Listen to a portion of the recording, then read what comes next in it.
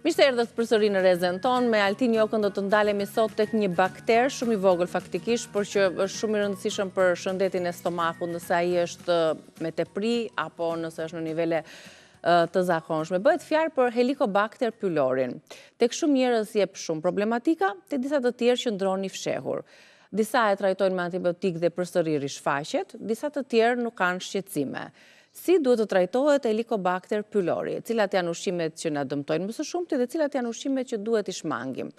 Çfarë problemesh na sjell në organizëm? Të gjitha këto do t'i sqarojmë dhe do t'i pyesim me Altin Jokën. Të përshëndes Altin. Përshëndetje edhe ju dhe faleminderit për ftesën. Ti në divan, unë në divan, le të bëjmë një bisedë të shtruar tani për këtë bakter që shqetëson një pjesë na afron teknologjia duke sikur jemi afër. Të konsiderueshme të njerëzve. Shiko, unë mbaj mend që ne para disa vitesh, 3 vitesh, ndoshta, e kemi prekur si tematik, por her pas here neve na shkruajnë edhe ndjekës, cilët zgjedhin tema shqetësime që ata kanë më shumë në shëndetin e tyre, ndaj dhe përzgjedhim një pjesë të konsiderueshme të mesazheve për t'i trajtuar në temat tona me ekspertët tanë. Tani le ta sqarojmë pak se çfarë është Helicobacter pylori dhe sa i rrezikshëm është ai për stomakun. Sado që mund mos kemi respekt për Helicobacterin, duhet kemi respekt për gjenialitetin e tij. Për arsye sepse është gjeniu i baktereve dhe është gjeniu i mbijetesës. Ka një inteligjencë biologjike të jashtëzakonshme. Dhe nuk është një bakteri i zakonshëm si të tjerët. Vetë struktura e tij në formë spirale, se dhe edhe emri Helicobacter vjen nga aspekti se ai është spiral, dhe pylori, sepse ai shtrihet në pjesën e fundit të stomakut, pra të pjesa e pylorit që lidhet me pjesën e zorës së hollë, vetë struktura e tij është aq unike që e bën të fshihet shumë mirë, të jetë një lloj mjeshtri i kamuflazhit, të eci me një shpejtësi të jashtëzakonshme dhe të futet sa më thellë në qelizat tona. Mund të themi është një mikroorganizëm që ka 5 mekanizma të ndryshme që e mashtron jashtëzakonisht mirë sistemin tonë imunitar. E para ul gjithë sinjalet kimike që transportohen nëpërmjet nervit vagus, nëpërmjet sistemit nervor dhe pjesës së stomakut apo dhe pjesës gastrointestinale. E dyta fshihet jashtëzakonisht mirë, pra kamuflohet, krijon nga ana tjetër një lloj qeleshe ose po themi krijon një lloj helmete për të mbrojtur edhe ndaj acidit në stomak, ndryshon nivelin e proteinave në stomakun ton, gjithatë kur ne kemi, dhe po ashtu prodhon një enzim që paralizon qelizat tona. Helicobacteri është një bakter me një aftësi që përshtatet shumë në ambientin acid. Shpesh thuhet që në ambient acid ai nuk përshtatet, po është i vetmi mikroorganizëm i njohur që mund të mbijetojë në dekada në stomakun e njeriu, që nga voglia, merret që nga voglia, nga aftësia që ka, se shumë i aftë, dhe nga ana tjetër i vetmi që nuk trembet nga acidi i stomakut. Nuk ka bakteri që reziston kollaj në acidin e lartë të stomakut, ai e sfidon atë në çdo kohë. Po ata që kanë mungesë acidi? Po ata kanë më keq se i shtryehet nga pjesa e pylorit shkon në pjesën tjetër të stomakut dhe kalon më lart. Po flasim në nivele normale ose në nivele tjera. Çfarë bën?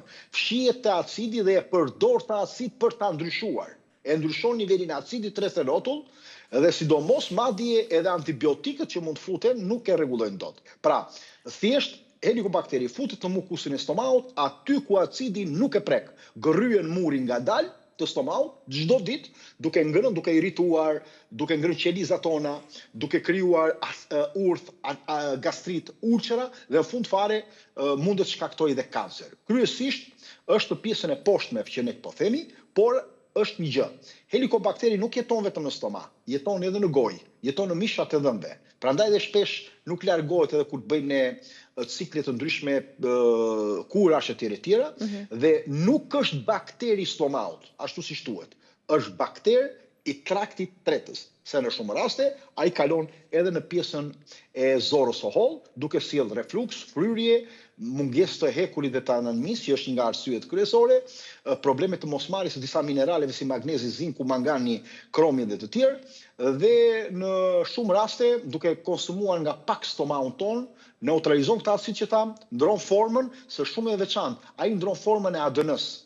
Ai ndryshon dhe arrin në tipe të ndryshme duke lëshuar toksina të ndryshme dhe në momentin që ti do ta vrasësh me një element tjetër, ai kalon një mutacion tjetër dhe lëshon të tjera lloj toksinash që ti nuk e kap. Dhe ndonjëherë to toksina trupi i ngatron, sistemi jon imunitar dhe i lë njësoj.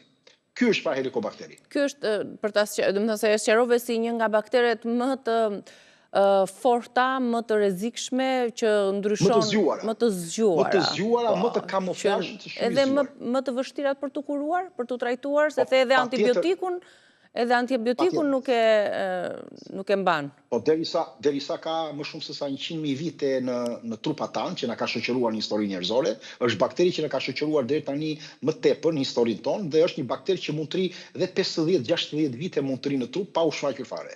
Ka fëmijë që e marrin në moshën 8 vjeç, 10 vjeç dhe shfaqin në moshën 30, 35, 40 vjeç. Si merret Helicobacter pylori? Helicobacter pylori mund të merret nga uji, mund të merret nga ushqimi, mund të merret edhe nga personi tjetër. Pra është dhe ngjitës? Ngjitës po patjetër. Shumë ngjitës. Ngjitës sidomos tek ku marrim këto shishet e ujit që ne pim, e pi një familjar e pi tjetri, ngjitës jo në kuptimin nga frymarrja, ngjitës nga pështyma, nga uji, nga gode ujit, nga një lugë palar, nga një pirun kur ham në një lugë me tjetrin, kur pim në një shishe ujë me njëri tjetrin, ku kemi probleme tek jashqitja, pra në të pa disinfektuar ambientet e tualetit, patjetër që merret në të gjendje. Po mirë, pse disa njerëz e zhvillojnë këtë lloj bakteri me infeksione të forta, me simptoma më të forta, disa të tjerë kalojnë pa e ditur fare si kundër e përmendet që qëndron në trup edhe ai nuk shfaq shqetësime. Këtu lidhet me imunitetin e individit apo me mënyrën se si ai ushqehet? Jo, kjo faktikisht është një pyetje që do shumë shpjegime ose është shumë komplekse dhe nuk është kaq e thjeshtë, sepse është sa mjekësore, është sa biologjike, është sa kimike, është sa fiziologjike, është sa imunitare, është edhe stili jetesës. Që do të thotë çdo person ka një profil imunitar jo të imunitetit të përgjithshëm, të imunitetit të mukozës. Pa po flasim për imunitetin e mukozës. Në momentin që ne kemi një imunitet të mukozës, pra çdo person ka një imunitet, e ka mukozën e stomaut ndryshe nga çdo person tjetër. Dhe në këtë moment, kur ne kemi një dëmtim, pra nëse mukoza e stomaut nuk është e fortë, bakteret mund të ngjiten kollaj aty. Dhe në fillim nuk shkaktojnë dëm. Por gradualisht, duke dëmtuar të mukozë dhe atë që ushqejmë ne, pra kryesorja kush është tereni. Tereni një personi, sepse helikobakterin e ka në afërsi 70% njerëzve në botë, por jo të gjithëve ju shfaqet.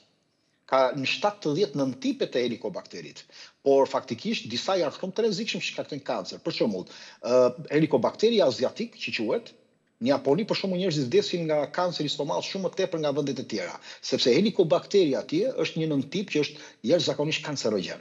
Pra duhet ta kuptojmë. Në rast tjetër pastaj varet pra tereni, kryesorja është tereni i mukozës stomaut. E dyta është niveli i stresit, gjumi, ushqimet që ne konsumojmë, çrregullimet hormonale, inflamacioni kronik i përhershëm që ne kemi. Atëre, nëse ne do kemi një stil të mirë të jetesës dhe të gjitha këto që unë thash në rregull, helikobakteri do flej. Ti e ke, të gjithë mund ta kemi, ose 70%, por jo të gjithë shfaqet. Atëre, helikobakteri do flej 30, 40, 50, 60 vite, ndoshta të jetën atje. Në rast se ne do t'i ndryshojmë të gjithë to pjesë të stilit, do dëmtojmë me anë të ushqimit tonë, gjumit, stresit, e këto që ne thamë, shtresën e mukozës tonë, pra terenin kryesor, ai gjen një teren dhe zgjohet. Në praktik ne thamë, ka 17 lloje. Është një nga speciet, mund të themi e vet, nuk është pra një specie vetme, por është një specie që ka 9 tipet e tyre që janë shumë agresiv në raste të caktuara. Dhe sa më shumë që ta lëm helikobakterin ose terenin ta shfryzojmë, aq më të rëndë kemi situatën shëndetësore duke na shkaktuar tash që nga uçat deri te kanceri. Këto simptomat do doja. Dhe jo vetëm kaq, por shkakton dhe Alzheimer, probleme me demencën, probleme me rënien e flokëve, probleme me rënien e energjisë, probleme me disa sëmundje autoimune që vijnë më pas. Pra nuk është kaq e thjeshtë sa ne kujtojmë do na shkaktojë një problem stomak ose një fryrje. Na shkakton shumë probleme, duke dëmtuar edhe pjesë të mikrobiomozorës, duke ndërhyrë deri tek problemi enzimatik në mëlçi. E kuptova. Pra këto janë pak a shumë edhe simptomat me të cilat ai vjen? Kur na shfaqet një ulçër, si ta kuptojmë që është zgjuar Helicobacteri tek trupi ynë? Janë të ndryshëm simptomat të një personi tjetër, se jemi të ndryshëm. Në disa raste janë të forta, në disa raste janë të lehta. Pra varet nga sistemi imunitar që ne kemi në përgjithësi tani, varet nga sistemi imunitar ose nga imuniteti që ne kemi në mukozën e zorës dhe të stomaut kryesisht, nga stili jonë jetesës. Simptomat që mund të jenë janë këto. Në fillim fare mund të kemi një djegje. Po të vëni re, kemi fëmijë në moshën 12-13 vjeç, sikur i dëm gjoksi, sikur i dëm zëmra, kanë pak djegje, ka një probabilitet që këta fëmijë në disa studime është parë që kanë marrë Helicobacterin dhe pas 15, 25, 35 viteve i shfaqet. Varet se ka që i shfaqet dhe më shpejt, varet nga i tereni që ne thamë. Atëre kemi djegje. Në ana tjetër kemi një rëndes në stomak, sidomos kur ushqemi. Kjo është një nga arsyet kryesore. Në ana tjetër është edhe pse ham pas infarkohet, na duket se stomakun e kemi bosh. Pra na duhet përsëri që të ushqemi.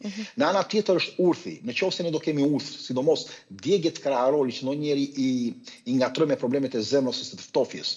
Kemi fryrje ekstreme. Pra kur ne fryhemi, kemi dëgjuar njerëz që thonë fryhem kot edhe nga uji, nuk konsumoj asgjë, vetëm ujë pi dhe fryhem. Atëherë ata do kenë një probabilitet që mund ta kenë të. Nga ana tjetër, në mëngjes kur çohesh, nëse do kesh nivele të përzjera, të vjen si të vjell, të vjen një lloj neverie që u çove, kur nuk ke probleme me hipertensionin apo një problem me diabetin, duhet dyshosh se ke Helicobacter. Nga ana tjetër, oreksi shumë i çrregullt. Kur ti ke një ores të çrregullt, ta hahet tani një ditë nuk ta hahet, një ditë ta hahet pas 6 orëve, 5 orëve, 7 orëve, 8 orëve, pra ku ke një disbalancim oreksi, është kjo. Nga ana tjetër kemi gromësitje të shpeshta. Pra kemi gazra të shpeshta, gromësitje po themi. Nga ana tjetër ku kemi halitozë. Halitoza është aromë e keqe e gojës, aromë e keqe që nuk largohet, edhe sepse halitoza nuk vjen vetëm nga Helicobacteri, vjen nga shumë elementë të tjerë. Por në momentin që nuk largohet as me larjen e dhëmbëve, as me rregullimin e dhëmbëve, as me infeksionin që ne kemi hequr, ky është një problem. Në ana tjetër, ku kemi një lodhje kronike të energjisë, sepse ai përfit të tëra pjesën kryesore të mineraleve, ose më saktë, nuk e lë të mineralet të kalojnë në gjak. Kur kemi rënje flokësh, kur kemi mungesë të hekurit, kur kemi probleme me tiroiden, kur kemi dhimbje barku hesh pas here, kur kemi të kruara këtu, në fyt, kur shpesh ne kruhemi, 1 e 2 kruhemi. Një person kur ta shikoni një person që 1 e 2 e bën pa vetdije, pra kur ka një kruarit të tillë në midis lëkurës së fytit dhe qeli pjesën e gjoksit, atëherë mund të jetë një nga këto.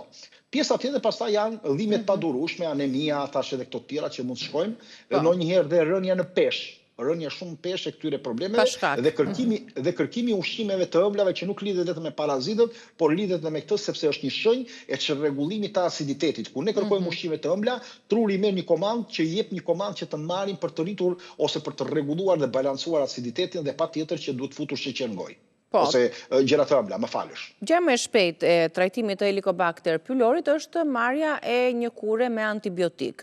Por edhe pse mund të merret kjo kur përsëri Helicobacter pylori do të shfaqet, do të rishfaqet. A ka kur më të fortë se antibiotiku për ta larguar Helicobacter pylorin? Si mund ta largojmë? A mund të largohet, a mund të trajtohet? Atëherë, të flasim të antibiotikët. Në këto 10 vite, në këtë dekadë ka ndryshuar shumë gjëra. U mësua që Helicobakteri nuk jeton vetëm në stomak, por jeton edhe në gojë. Dhe në shumë raste kur ne përdorim antibiotik, nuk e vrasim dot, pra ai rikthehet prapë. Po ai jeton edhe në plaka dentare kryesisht, jeton në pushtym. Antibiotiku nuk vret gjë në pushtym, jeton në gjuhë, nuk e vret dot në gjuhë. Kështu që këto zona nuk ndërhyjnë, pra ta dimë radh parë. Prandaj dhe shpesh Helicobakteri edhe pse bëjmë ciklet të antibiotikëve mund të rikthehet përsëri. Kjo është arsyeja numër 1. E dyta është mukoza e dobët e stomakut dhe aciditeti ulët. Sa më pak aciditet ne të kemi në stomak, aq më shumë rritet Helicobakteri. Vërtet ai përdor acidin tonë, por në moment që ne kemi acid të lartë, atëherë dhe përthyrja e vitaminave dhe shpërhapja e tij në pjesët e sipërme të stomakut nuk ndodh. Nga ana tjetër thamë është stresi, konsumimi pijeve energjike apo gazrave, këtyre pijeve me gaz apo ushqimeve të këqija. Pra nuk mundesh të çorohet në këtë drejtim. Edhe pse ne mund të përdorim antibiotik, ne kemi probleme në këtë drejtim. Nga ana tjetër. Sepse vriten dhe bakteret e mira ose llojet e tjera të Po, në antibiotiku pastaj badje mund të kthehet edhe si bumerang, sepse patjetër kjo kthehet bumerang, sepse ne disbalancojmë nivelin e zorës duke vrarë një pjesë të madhe të baktereve kryesore. Pra policat tanë të sigurimit të jetës tonë, të imunitetit, janë bakterit e mira në zorë. Ne i vrasim këta polica. Duke vrarë këta polica, duke shkarkuar nga detyra, duke hequr policin e shtetit, për shembull siç është në Shqipëri, imagjinoni që krimi ka shtuar më shumë. Kjo është e padiskutuar. E njëjta gjë ndodh me antibiotikun. Pra është një rrugë e gabuar, mendimi im, të zgjidhet me të antibiotikut. Çfarë do të thotë që ne të rregullojmë problemin me helikobakterin? Si mund ta trajtojmë pra? Ne në radhë parë nuk duhet të konsumojmë ushqimet që ushqejnë atë. Cilat janë ato? Yndyrna të këqija, margarinën, vajrat vegetal, nivelet e proteinave të këqija, mishrat e përpunuara, të cilat e dëmtojnë dhe nga ana tjetër e rrisin nivelin e helikobakterit duke bërë që ai të ushqet më tepër dhe të lëshojë më tepër enzima dhe toksina. Duke lëshuar enzima dhe toksina, ai do të dëmtojë gjithë membranën. Mos harrojmë, helikobakteri nuk ha ushqimin ton. Se ne kemi një gabim në mendjen tonë. Themi që helikobakteri na ha vitaminat, mineralet. Jo, helikobakteri na ha ne. Ha qelizat tona, nuk ha ushqimin ton. Pra mos kujtoni se ai ha ushqimin. Ai nga ushqimet që ne shoqërojmë, nuk ha ushqimin, po atë do psojmë mukozën e stomakut, do dëmtojnë qelizat, do ulim aciditetin dhe si rrjedhoj do rrisim inflamacionin dhe si rrjedhoj helikobakteri do shtohet më tepër. Pra nuk është se ky me anë të elementëve të vet, ky eliminon vitaminën B12 e konsumon. Jo, nuk e konsumon. Ai nuk ha as hekurin, nuk ha as zinkun, as magnezin, as kalciumin, nuk i ha. Por ai prodhon dhe dëmton sistemin që e thith nëpërmjet nivelit të enzimave që prodhon, duke ulur nivelin e acidit të stomaut dhe duke ulur nivelin e acidit të stomaut, nuk çlirohet B12, nuk pretet hekuri, nuk aktivizohen disa enzima, nuk aktivizohet përthithja e kalciumit dhe elementeve të tjerë. Pra, është rol domino, nuk po të themi që ky ha. Pra ta mos keq kuptojmë këtë. Ushqimet që janë patatet e skuqura, fast foodet, qostrat apo gjërat e disha, margarinat e ushqejnë, ëmbëlsirat, biskotrat, çokolladat industriale, pijet energjike, lëngjet e paketuara, mjedhi i bardh transformohet shumë shpejt në sheqer, në glukozë dhe ul nivelin e aciditetit, krijon fryrje dhe një mjedis ideal për të rritur të bakter. Alkooli dhe duhani ulin qarkullimin e gjakut në stomak dhe patjetër bëhet stomaku më i pambrojtur, ulin sistemin imunitar, shkarkojnë nivelin e vitaminës C që mos përthithet dhe një pjesë tyre. Kafeja rrit nivelin e aciditetit dhe rriton mukozën, aktivizon një lloj inflamacioni. Ushqimet që janë pikante, patjetër kanë nivele shumë të nivelit që kanë aciditet, limoni tepërt nuk i bën mirë, speci djegës në sasi nuk i bën mirë, uthulla industriale është e dëmshme, këto tushit industriale e dopsojnë dhe dëmtojnë, dhe ushqimet më të mira. Që ato që e frenojnë, ato që e frenojnë më mirë, nga më të mirat, për shembull është lakra. Lakra. Sidomos lëngu i lakrës, sepse përmban lëngu, lakra e pastër, lëngu i pastër. Lëngu i lakrës sepse përmban nivele të sulforanit. Ne dimë deri tani nga studimet që e shkatron proteinën mbrojtëse të helikobakterit. Ai lëshon thash një qeleshe, pra një kapele për sistemin mbrojtës, pra një sistem antiraketor, po themi në gjuhën popullore helikobakteri, dhe sulforani e shkatron. Në 250 mililitra lëng lakre të përdorur brenda 10 ditëve janë treguar që kemi një përmirësim të jashtëzakonshëm të shfarosjes së helikobakterit. Në ana tjetër, edhe brokoli përmban sulforan në mënyrë natyrale. Në ana tjetër, mjalti manuka është nga më të mirët. Mjalti manuka ka një aktivitet antibakterial shumë të fortë. Përdoret në shumë klinika madje, duke u tretur me ujë ose e përzier me xhinxherin, me hudhrën dhe pra me ujë, me xhinxherin dhe me hudhrën, është shumë i fuqishëm edhe si formë për ta eliminuar helikobakterin, sepse e paralizon. Nga ana tjetër janë farat e lirit, farat chia, sepse krijojnë një stres gjelatinoze që mbrojnë mukozën e stomakut. Dhe sa më shumë të mbrohet mukozë e stomakut, aq më shumë punë i duhet helikobakterit që të mundohet edhe të lodhet. Përsëri nga aspekti i qelizave të dëmtuara është aloe vera. Aloe vera është një rigjenerues i mukozës tonë. Vaj ullit ekstravergjine, kur pihet sidomos në mëngjes, ka nivele të larta të polifenoleve që dëmtojnë membranën qelizore të bakterit. Po ashtu çaji kamomilit, çaji livandos, të cilët qetësojnë jo vetëm nivelin e mukozës dhe muskulaturën e stomakut, por ulin nivelin e inflamacionit, rrisin nivelin bakterial të mirë. Dhe kryesisht pastaj probiotikët nëse do i marrim në mënyrë natyrale që të rrisin aciditetin e stomakut, të mbështesin imunitetin, të mbengojnë rikthimin e këtyre dhe të modifikojnë dhe rregullojnë të gjithë këto elemente që u thash.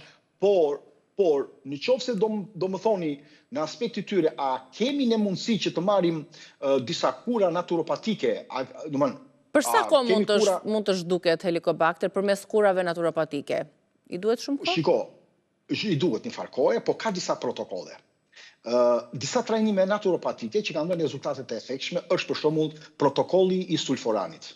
Pra sulforan protokoll. Është protokolli triple probiotik. Është protokolli PSR gastrointestinal. Është protokolli Po këto janë protokolle të cilat duhet të rekomandohen nga një specialist, ose nuk i bën dot se lëngun e lakrës e bëjmë vetë ne, ose farat, ose mjaltin manuka. Patjetër sepse ka një kombinim me njëra tjetrën. Për shembull, unë do t'i jap një nga protokollet më të thjeshta. Në mëngjes kur çohet një person duhet të konsumojë një lugë vaj gjelle, vaj ulliri. Po. Dhe 5 minuta më pas një lugë mjalt manuka. Më pas të përzihen një goduj me pak ginger dhe më pas duhet të konsumojë një probiotik kryesisht të lëngshëm. Pas kësaj, 30 minuta më pas, pra ose 20 minuta, varet se kur do haj ushqim ose jo, duhet të konsumoj edhe një lugë kafeje fare të zezë. Në momentin që jemi para drekës, pasi ka ngrënë mëngjesin, duhet të konsumoj 200 ml lëng lakre dhe një lugë, po themi, sulforan ose plur të brokolit ose ato fijet e brokolit. Filizat. Pra duhet të konsumuar filizat e brokolit, bravo. Pas drekës, duhet konsumuar 20 minuta një çaj kamomili me mente për zier. Në mbasdite duhet shtypur një hudhër, nëse kemi mundësi, dhe të gërshetohet me një çaj gjinxheri. Dhe para gjumit duhet konsumuar 2 lugë gjel aloe vera dhe një gotë çaj jamballi. Midis ditëve pastaj bëhet disa kombinime të disa kërpurdhave medicinale, duke futur shiitake, maitake, çagën e tjerë, dhe disa element shtesë të vitaminës ndoshta B12 nëse do kemi një problem dhe të marrjes së zinkut. Pra është një lloj protokolli, sepse janë elementë që shtojnë. Nga ana tjetër, mbaron ky protokoll disa ditor dhe bëhet një kombinim midis lëngut të karotës, qumshit të bajames dhe lëngut të selinos. Sepse është parë që personat që kanë helikobakteri kanë një mungesë të vitaminës A dhe zinkut në përgjithësi në stomahun e tyre. Kështu që në këtë rast unë po të them një lloj protokolli të thjeshtë, sepse protokollet e tjera që unë të thash janë 4-5 protokolle shumë të mira dhe profesionale që kanë dhënë rezultate deri në 96% të heqjes së helikobakterit, heqjes ti dhe ndoshta ajo mund të rikthehet. E di pse mund të rikthehet, se thashë ajo mund të ndrojë në gojë. Po, edhe ushqimet që mund ta marrësh prapë. Po mund ta marrësh prapë nga uji, mund ta marrësh prapë nga dikush tjetër, mund ta marrësh nga ushqimet. Pra predispozitë mund ta kesh, pra duhet të rregullojmë terrenin. Është shumë e rëndësishme që duhet të rregullojmë terrenin dhe ndikimin të mikrobiomës tonë, sepse të thash, është polici jonë imuniteti, duke rregulluar nivelin e aciditetit, prodhimin kryesor të marrjes të vitaminave, që është baza kryesore, dhe mbrojtja e mukozës stomahut janë baza kryesore që helikobakteri mos zhvillohet. Nëse nuk e kapim këtë situatë, atëherë ai ka për të shumuar me shpejtësi, do krijojë inflamacion, do rikthehet përsëri lehtë edhe pas trajtimit që ne mund të kemi bërë, qoftë me antibiotik ose qoftë me jo. Edhe kjo do na bëj pastaj që të kemi një imunitet shumë të dobësuar të na sillin pastaj ato probleme që tham, nga ulçera, gastriti, ulçera deri tek problemet e tumoreve.